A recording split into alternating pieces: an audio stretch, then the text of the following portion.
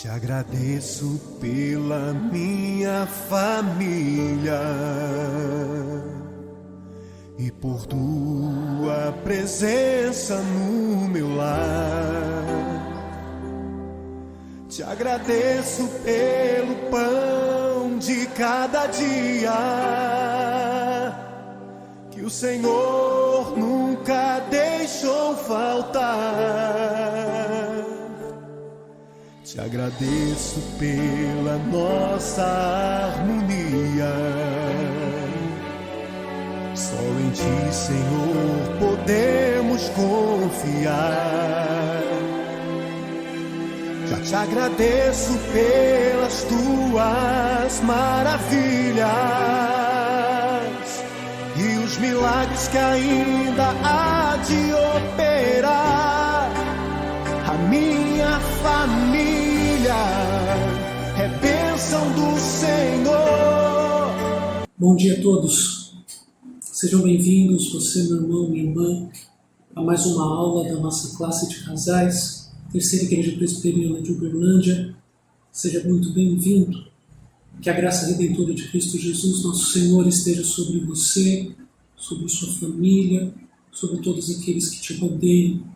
Que Ele te abençoe em nome de Jesus, que Ele abençoe as nossas vidas nesse momento em que nós vamos conversar juntos sobre famílias no altar. Esse tem sido o nosso tema desde a nossa última aula, onde nós temos falado a respeito da graça do Senhor nas nossas vidas e de que nós precisamos e necessitamos colocar as nossas famílias na presença do Senhor. A gente viu na semana passada que existem famílias que são iguais, mudam apenas de endereço, porém há pequenas e grandes diferenças. E uma delas é que existem famílias que estão na presença de Deus, estão no altar do Senhor, e existem aquelas famílias que não estão no altar do Senhor. E aí a gente conversou um pouco a respeito de uma família que vive pela fé. Essa é uma família no altar, por isso ela crê no Senhor Jesus Cristo e ela é salva pelo Evangelho de Jesus Cristo. Isso é uma família no altar. Dando continuidade a esses estudos, a gente hoje vai falar um pouco sobre a família sacerdotal. Família no altar é uma família sacerdotal. E por ser uma família sacerdotal, queridos, ela é uma família que serve a Cristo Jesus e serve ao reino de Cristo. Então, uma família sacerdotal é uma família no altar e ela serve a Cristo Jesus e ela serve ao reino. Nosso texto base para a lição de hoje se encontra em dois livros da Bíblia.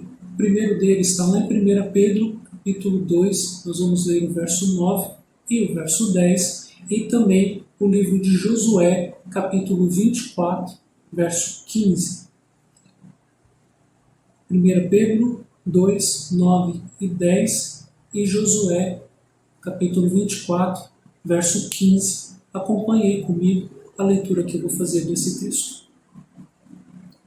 Vós, porém, sois raça eleita, sacerdócio real, nação santa, povo de propriedade exclusiva de Deus, a fim de proclamardes as virtudes daquele que vos chamou das trevas para a sua maravilhosa luz.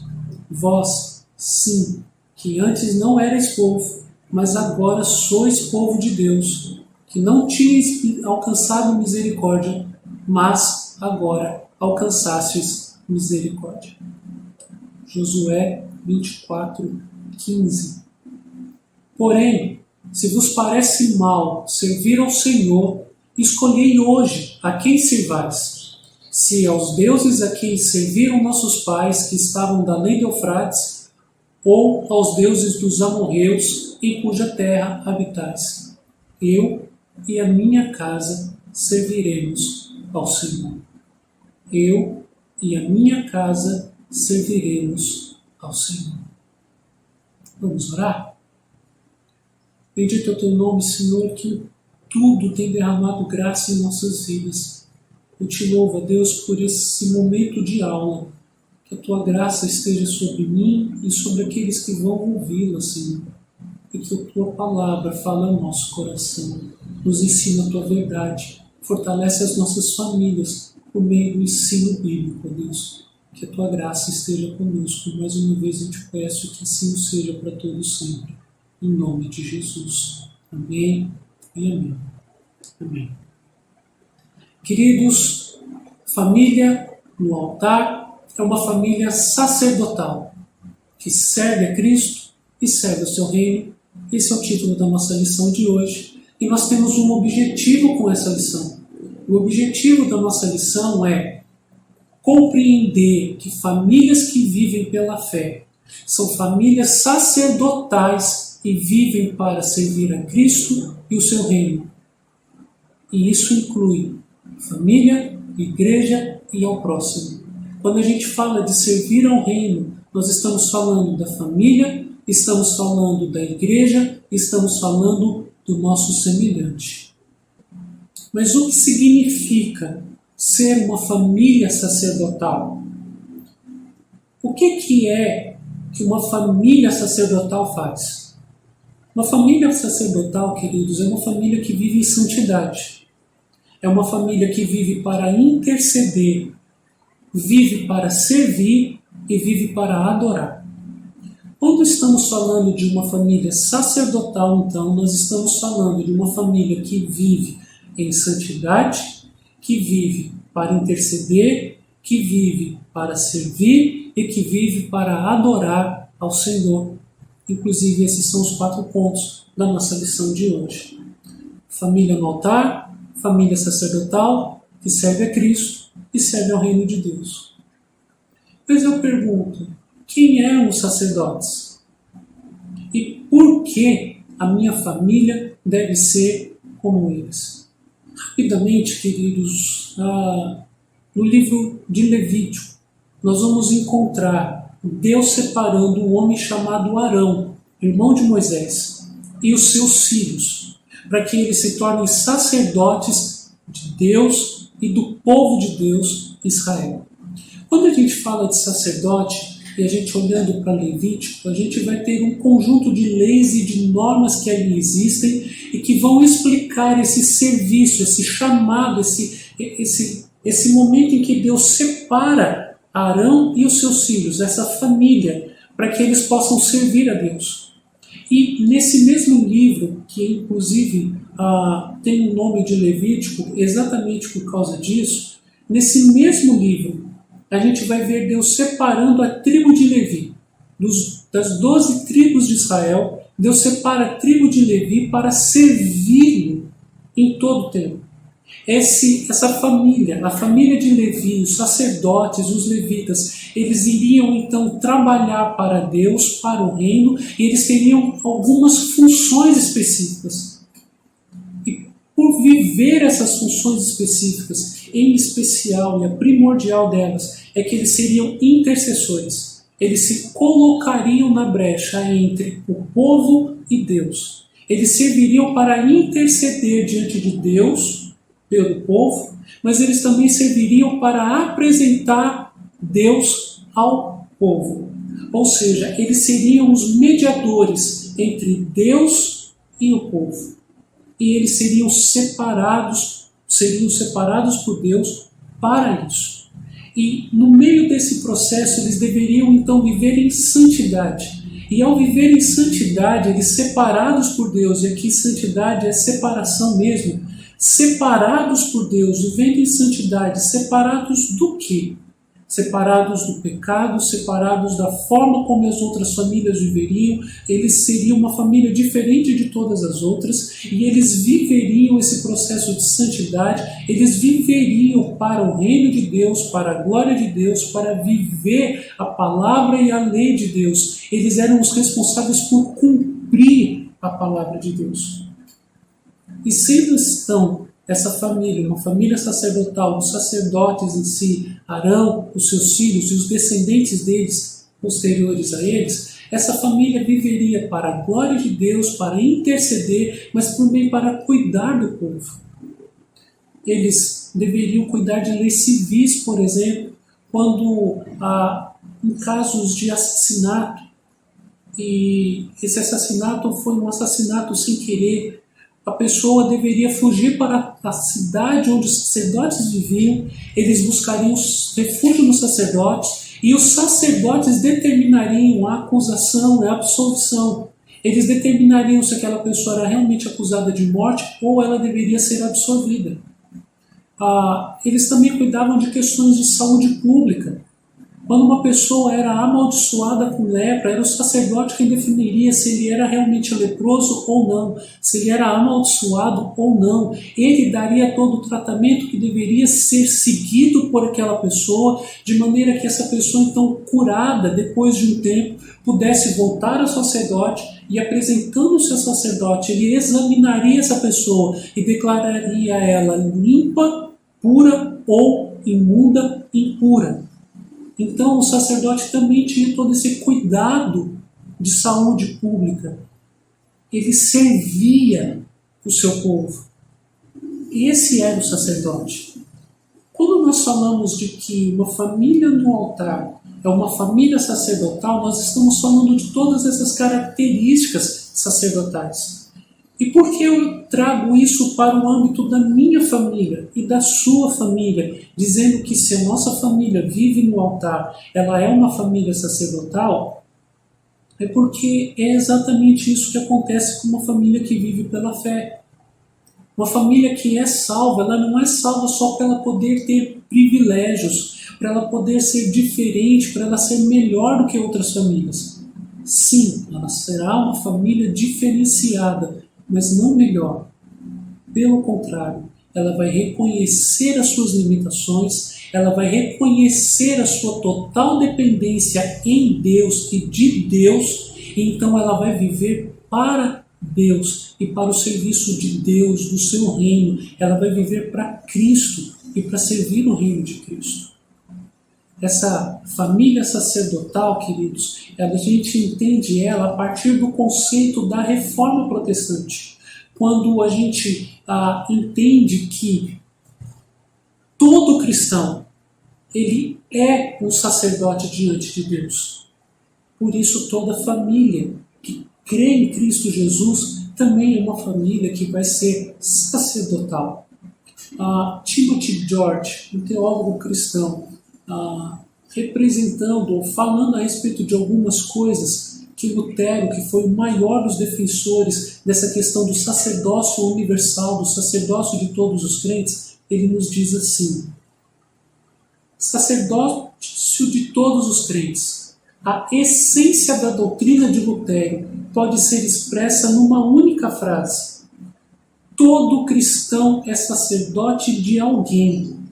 E somos todos sacerdotes uns dos outros. O Timothy George está citando Lutero e ele está dizendo que todo cristão, ele é sacerdote de uma outra pessoa. Ele tem responsabilidades com outra pessoa. Ele vai cuidar de outra pessoa. Consequentemente, todos nós que somos cristãos, somos sacerdotes uns dos outros. Por isso que a família como um todo se torna uma família sacerdotal, porque eu vou cuidar dos meus entes queridos e os meus entes queridos vão cuidar de mim, pois o sacerdote é aquele que vai interceder, viver em santidade, servir a Deus. Nosso primeiro ponto: uma família chamada a viver em santidade. Êxodo capítulo 19, versos 5 e verso 6 nos diz assim: agora, pois, se diligentemente ouvirdes a minha voz e guardardes a minha aliança, então sereis a minha propriedade peculiar dentre todos os povos, porque toda a terra é minha. Vós me sereis reino de sacerdotes e nação santa. São estas as palavras que falarás aos filhos de Israel. Deus está falando, por meio de Moisés, a toda a nação de Israel, para cada família, para cada clã, que toda família em Israel seria uma família de propriedade exclusiva de Deus. Deus estava separando essa família para si. Ele estava separando uma nação inteira para si. E ele diz para Moisés: você vai falar para os filhos de Israel que eles são um reino de sacerdotes, uma nação santa, são pessoas de propriedade peculiar, particular. Pedro vai usar dessa mesma linguagem para a gente lá no nosso texto base, lá em 1 Pedro 2,9. Nós somos nação santa, sacerdócio real, povo de propriedade exclusiva de Deus.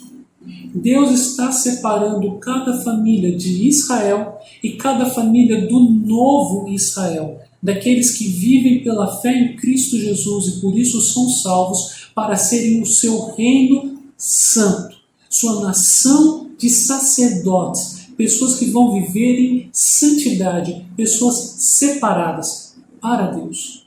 Já Apocalipse, capítulo 1, versos 5 e 6, é o próprio Cristo quem vai dizer por meio do apóstolo João, e ele diz assim: e da parte de Jesus Cristo, a fiel testemunha, o primogênito dos mortos e o soberano dos reis da terra, aquele que nos ama e pelo seu sangue nos libertou dos nossos pecados e nos constituiu reino, sacerdotes para o seu Deus e Pai.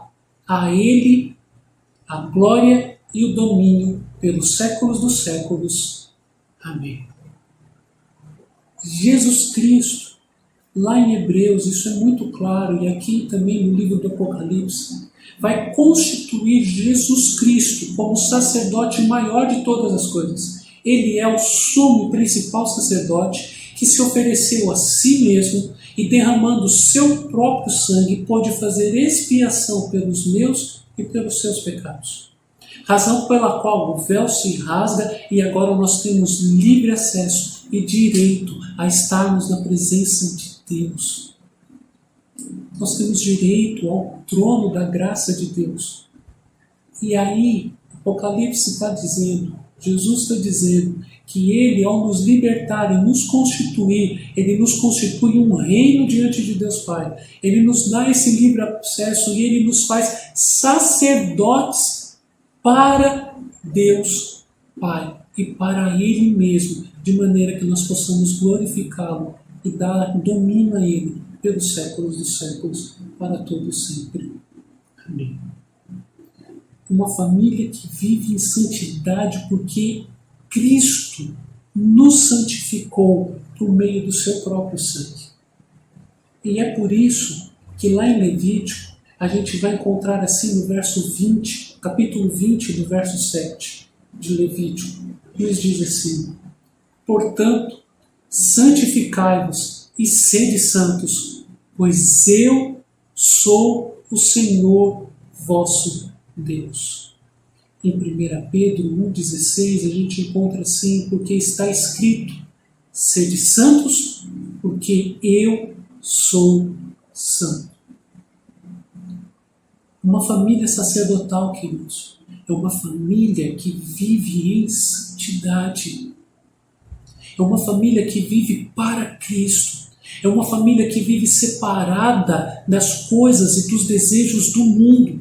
É uma família que não se deixa manchar pelas coisas do mundo. O próprio Jesus, quando Ele nos ensina a orar, lá em Mateus capítulo 6, em parte da oração Ele diz assim: não nos deixes cair em tentação, mas livra-nos do mal. Jesus está dizendo que eu e você precisamos pedir ao Pai para viver em santidade. Tanto em Levítico quanto em 1 Pedro, eles estão dizendo que nós devemos ser santos porque o próprio Deus é santo. Cristo nos separou para si, Cristo nos purificou, Cristo nos santificou, Cristo nos fez dele para sermos diferentes do que os outros povos são, do que as outras famílias são, do que as outras pessoas são. Sabe aquela boa e velha expressão que a mãe diz para a gente, que a gente odiava isso quando era adolescente? Você não é todo mundo? Viver em santidade, queridos, é Deus olhando para mim e para você como a nossa mãe, dizendo para a gente: você não é todo mundo. Ah, mas fulano faz. Ah, mas ciclano faz. Ah, mas por que a família tal pode fazer? Por que fulano pode ter e eu não posso? Por que a família tal? Eu não sou todo mundo. Eu não sou igual às outras pessoas. A minha família não é igual às outras famílias. Repito, eu não sou melhor que outras pessoas e a minha família não é melhor do que outras famílias. Viver em santidade não significa que nós somos perfeitinhos e nós somos melhores do que os outros. Significa apenas que nós vamos viver de forma separada.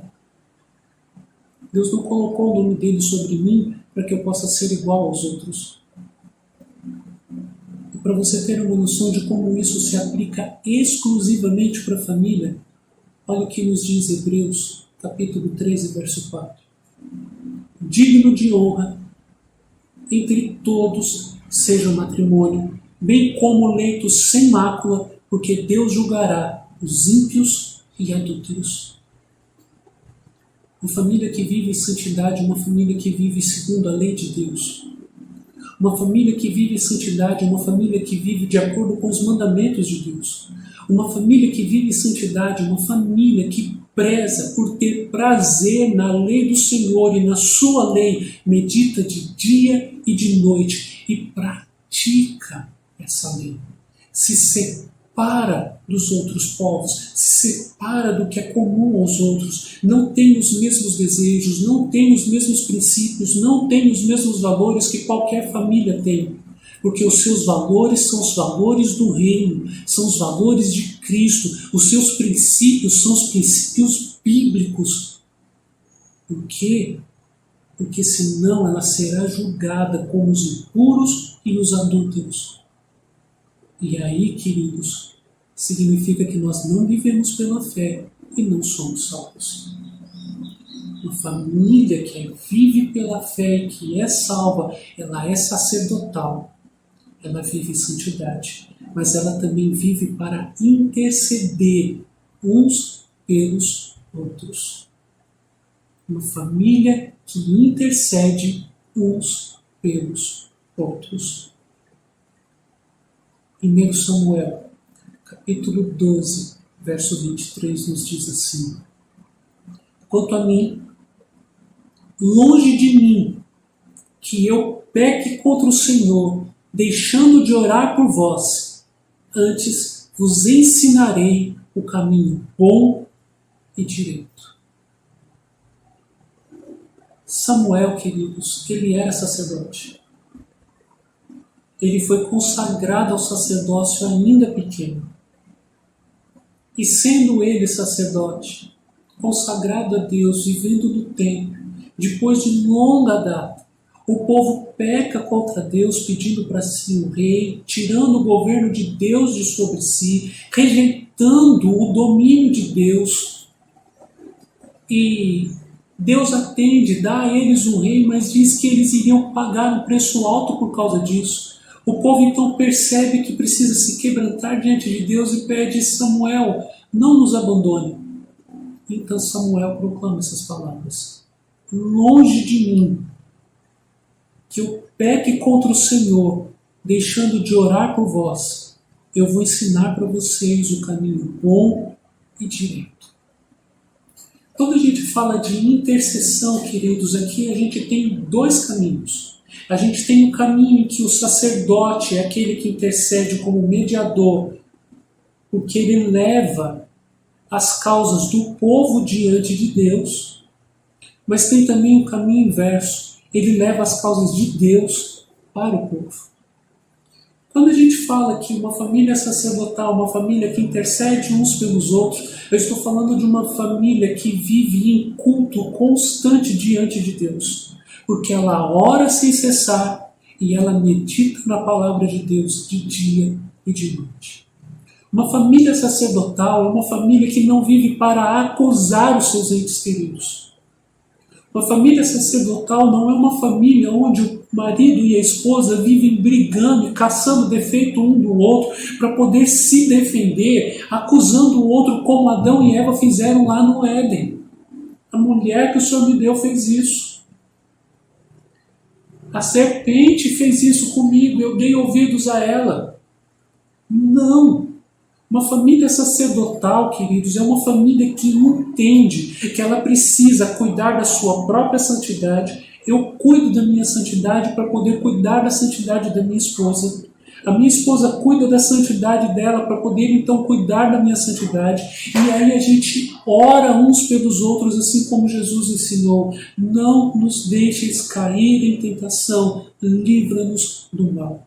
Porque quando o sacerdote entra na presença de Deus, ele o faz porque ele primeiro oferece sacrifícios por si mesmo e pelo povo, para que ele possa estar em santidade. Foi o que Cristo fez lá na cruz. Ele ofereceu a si mesmo, derramando o seu próprio sangue, e ao derramar o seu sangue, ele então pode oferecer um sangue imaculado, precioso, porque ele nunca pecou, e ainda assim ele se coloca no lugar de pecadores, e ao invés de nos acusar, ele olha para Deus e diz: Pai, perdoa-lhes, porque eles não sabem o que fazem. Cristo estava intercedendo por nós. Romanos capítulo 8, verso 34 vai dizer: quem nos condenará? É Cristo Jesus quem morreu, ou antes, quem ressuscitou e está à direita de Deus e intercede por nós. Isaías, capítulo 53, verso 12 ainda diz: por isso, eu lhes darei muitos como a sua parte, e com os poderosos repartirá ele o despojo, porquanto derramou a sua alma na morte, foi contado com os transgressores, contudo, levou sobre si o pecado de muitos e pelos transgressores intercedeu. Queridos, o próprio Cristo não nos acusa de absolutamente nada, pelo contrário, ele vai diante de Deus Pai para nos defender. Quando eu falo de intercessão, eu estou falando que nós precisamos defender a nossa família. Quando a gente vai diante de Deus em oração pelos nossos entes queridos, pelo nosso cônjuge, pelo nosso marido, pela nossa esposa, pelos nossos filhos, pelos nossos pais, pelos nossos irmãos, e a gente vai orar e nos prostrar diante de Deus, a gente está ali defendê-los diante de Deus, sabedores de que nós mesmos somos falhos. E que eles também o são, mas a gente vai lá clamar a Deus a sua graça, a sua misericórdia, a sua bondade, o seu perdão, para que nós não sejamos consumidos diante de Deus, para que a nossa família não perca as bênçãos do Senhor por consequência dos seus próprios atos e atitudes. Mas nós também vamos ensinar a nossa família que é necessário que ela caminhe com Deus. A gente vai ensinar a palavra de Deus para os nossos filhos, para o nosso cônjuge, compartilhando um com o outro a palavra de Deus e meditando e tendo prazer nessa palavra. Sabe por quê, queridos? Porque quem vive assim, olha o que a palavra de Deus nos diz lá em Jó 42:8. Tomai, pois, 7 novilhos, 7 carneiros, e ide ao meu servo Jó. Oferecei holocaustos por vós. O meu servo Jó orará por vós, porque dele aceitarei a intercessão, para que eu não vos trate segundo a vossa loucura, porque vós não dissestes de mim o que era reto, como meu servo Jó. Queridos, Jó, já no começo do livro, o texto diz que ele apresentava sacrifícios constantemente por si mesmo e pelos seus filhos, até por pecados que ele nem sabia que os filhos tinham cometido. E aqui no final do livro, os amigos de Jó, depois de terem blasfemado contra Deus, Deus fala com eles: vocês vão lá em Jó, conversa com Jó, ofereçam sacrifícios e peçam para ele orar por vocês, porque eu vou ouvir a intercessão dele, de maneira que eu não venha castigar vocês por causa da loucura de vocês de terem pecado contra mim. quando nós vivemos pela fé em Cristo. Cristo já está fazendo por nós o que Jó faz, mas nós também devemos fazer isso pela nossa família, para que a loucura que os nossos filhos cometem ao se desviar do caminho, para que a loucura que o nosso cônjuge comete ao esfriar na sua fé e se afastar da igreja, não recaia sobre eles como castigo. A gente precisa interceder por eles. 1 Pedro, capítulo 3, verso 7, vai nos dizer: maridos, vós, igualmente, vivei a vida comum do lar, com discernimento. Palavra de Deus, queridos. E tendo consideração para com a vossa mulher como parte mais frágil, tratai-a com dignidade, porque sois juntamente herdeiros da mesma graça de vida, para que não se interrompam as vossas orações. Pedro aqui está falando para o marido especificamente, dizendo que a mulher é a parte mais frágil. Mas aqui eu quero falar que se você é a parte fiel, seja você a esposa, seja você o esposo. Se você é a parte fiel e que está firme diante de Deus com discernimento, meditando e tendo prazer na lei do Senhor, é responsabilidade sua ter consideração pelo seu próximo, pelo seu cônjuge, cuidar dele, das suas fraquezas e das suas fragilidades, tratando eles com dignidade. Não é o momento de acusar. Se ele está fragilizado, se ele está enfraquecido, se ele está afastado da palavra de Deus, não é momento de acusar. Se o seu filho está afastado de Deus, não é momento de acusar. É momento de tratá-lo com dignidade, com carinho, com cuidado, com discernimento.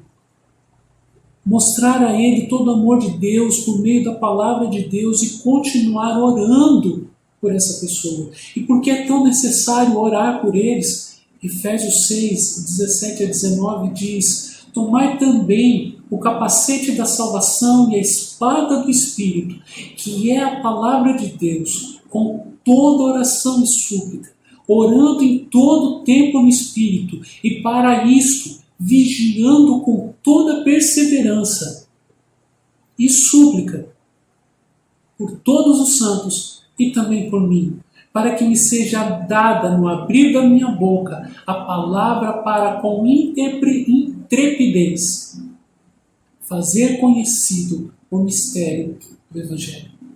Paulo está dizendo que a gente deve se revestir, interceder, orar, suplicar o tempo todo para que a santidade permaneça nas nossas vidas, na vida das nossas famílias, com todos os santos, e para que a gente continue proclamando a palavra do Senhor.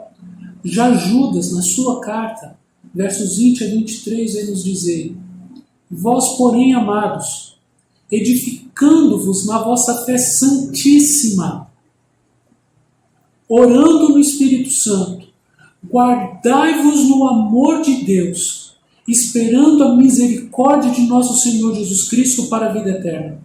E compadecei-vos de alguns que estão na dúvida. Salvai-os, arrebatando-os do fogo. Quanto a outros, sede também compassivos em temor, detestando até a roupa contaminada pela carne. Queridos, a gente precisa cuidar daqueles que estão mais fracos. Nós precisamos interceder uns pelos outros. Uma família sacerdotal, ela ora e se coloca na brecha. Ela coloca a família diante de Deus e ela traz Deus para dentro da sua família. E ela faz isso, queridos, para poder servir de forma prática. Ela ministrará a palavra por meio do testemunho, por meio de uma vida de serviço. Ela não apenas fala da palavra, ela vive a palavra. Não ameis apenas de palavras, mas também por ações e por obras. Mateus 20, 25 a 28, a palavra de Deus nos diz assim: então Jesus, chamando-os, disse: Saber que os governadores dos povos os dominam e que os maiorais exercem autoridade sobre eles. Não é assim entre vós, pelo contrário.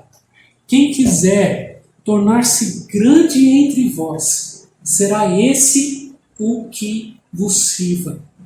E quem quiser ser o primeiro entre vós, será vosso servo. Tal como o Filho do Homem, que não veio para ser servido, mas para servir e dar a sua vida em resgate de muitos. Queridos, ser uma família sacerdotal, ser uma família exclusiva, ser uma família separada por Deus, não significa ser uma família melhor que os outros. Significa que nós temos muito trabalho. Significa que nós precisamos ser os primeiros a dar exemplo. Significa que nós seremos aqueles que vão ser os primeiros a ler a Bíblia, a orar a Deus, serão os primeiros a servir o seu semelhante. Por quê? Porque se Cristo, como sumo sacerdote, serviu, nós também devemos fazê-lo. Se Cristo, ao amar os seus, amando-os até o fim, deu-lhes o exemplo de servir, nós também precisamos fazer o mesmo. Porque Ele vai dizer: amai uns aos outros como eu vos amei. Esse é o meu novo mandamento para vocês. As palavras que nós lemos em Mateus, elas são ditas para os discípulos. Se você é o sacerdote da tua casa, então você precisa ser o primeiro a servir os teus filhos, servir a sua esposa, servir o seu marido. A gente tem que parar com essa disputa dentro de casa de saber quem manda mais, de saber quem tem autoridade mais que o outro. A gente tem que parar com esse negócio de achar que porque a mulher tem que ser submissa, então ela tem que obedecer a tudo o marido. A gente tem que parar de achar que porque Cristo é igual que o marido, é igual a Cristo, ele é o cabeça, então ele manda em tudo. Pelo contrário, uns aos outros nós precisamos servir e cuidar uns dos outros. Como? Nas coisas mais simples e pequenas. Como? Cuidando, estando atento às necessidades uns dos outros. Como? Não olhando apenas para si mesmo, mas olhando para o nosso próximo, olhando para quem está ao nosso redor. Dá uma olhada no exemplo de uma família. João 12, de 1 a 3, nos diz assim: 6 dias antes da Páscoa, foi Jesus para Betânia, onde estava Lázaro, a quem ele ressuscitara dentre os mortos. Deram-lhe, pois, ali uma ceia. Marta servia, sendo Lázaro um dos que estavam com ele à mesa. Então, Maria, tomando uma libra de bálsamo, de nardo puro, muito precioso, ungiu os pés de Jesus e os enxugou com os seus cabelos, e encheu-se toda a casa com o perfume do bálsamo. Pergunto: qual desses três melhor serviu a Jesus? Qual desses três exercia maior autoridade? Qual desses três foi melhor diante de Cristo? Era uma família, 3 irmãos. Os 3 estavam servindo a Cristo. Eles deram uma ceia para Jesus, eles queriam ter comunhão com Cristo. Eles eram uma família sacerdotal que queria viver pela fé e servir a Cristo Jesus. Jesus tinha acabado de ressuscitar Lázaro de entre os mortos. As irmãs tinham orado a Cristo e Cristo tinha restituído o irmão para elas. E eu continuo a perguntar: qual fez o melhor para Cristo? Eu respondo: os 3. Os 3 fizeram o melhor que tinham para Cristo. O texto diz que Marta servia porque ela era muito boa nisso. Não é a primeira passagem que fala a respeito do serviço de Marta. E tem membros da nossa família, queridos, que vão ser muito bons em servir. outros nem tanto. O texto diz que Lázaro estava junto com Jesus à mesa. Lázaro era o tipo companheiro. Enquanto Marta se ocupava com o serviço, Lázaro se ocupava com o companheirismo, com estar perto, com prestar atenção em Jesus, com estar atento às coisas ao seu redor. E Maria, ela toma uma libra de nardo puro e unge Jesus Cristo. Maria servia a Cristo com seu amor, servia a Cristo com seu carinho, servia a Cristo prestando atenção nele, estando atento às necessidades reais de Cristo. Cada um à sua maneira, cada um servindo a Cristo. Nas nossas famílias, existem cônjuges, às vezes o marido é mais agitado e a esposa é mais calma, às vezes é o contrário, né? A esposa é toda faceira, está sempre fazendo as coisas e sempre servindo, muito agitada, e o marido é mais calmo. Se você tem mais de um filho, às vezes um filho é mais tranquilo, o outro é mais agitado, às vezes um filho está mais disposto a ajudar, o outro está mais disposto a ser servido. Seja como for, como eu já disse, não é momento para julgamento. É momento de a gente olhar um para o outro, compreender como é um ao outro e aproveitar as características de cada um e utilizar essas características no serviço da família como um todo. Nós precisamos aprender a servir uns aos outros como uma família sacerdotal. Sabe por quê? Os levitas, que foram chamados para ser sacerdotes, tinham 3 clãs distintos. Um deles era responsável por uma área, o outro por outra e um deles pelos sacrifícios. Cada um tinha sua parte, mas se um deixasse de fazer, tudo desandava. Se um membro da família deixar de fazer o que lhe é necessário, vai tudo desandar. A gente precisa aprender isso. Para a gente poder encerrar, essa família sacerdotal que vive em santidade, que intercede, que serve, é também uma família que adora.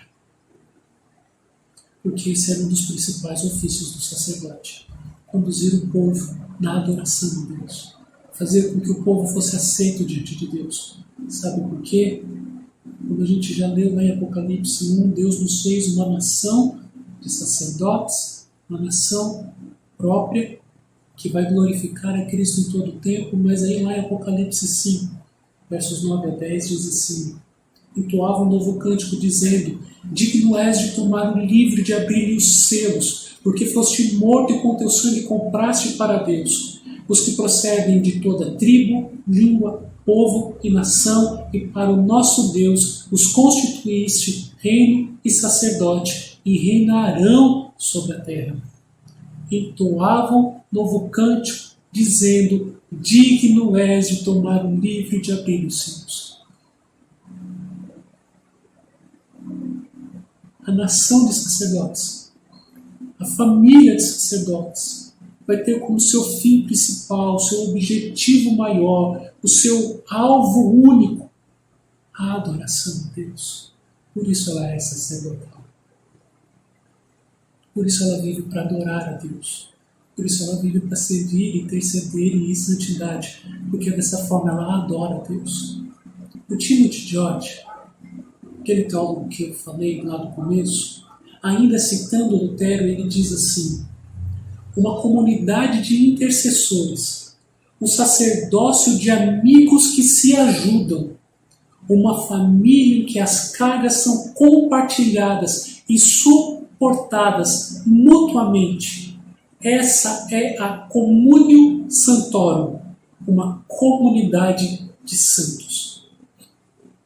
Uma família sacerdotal.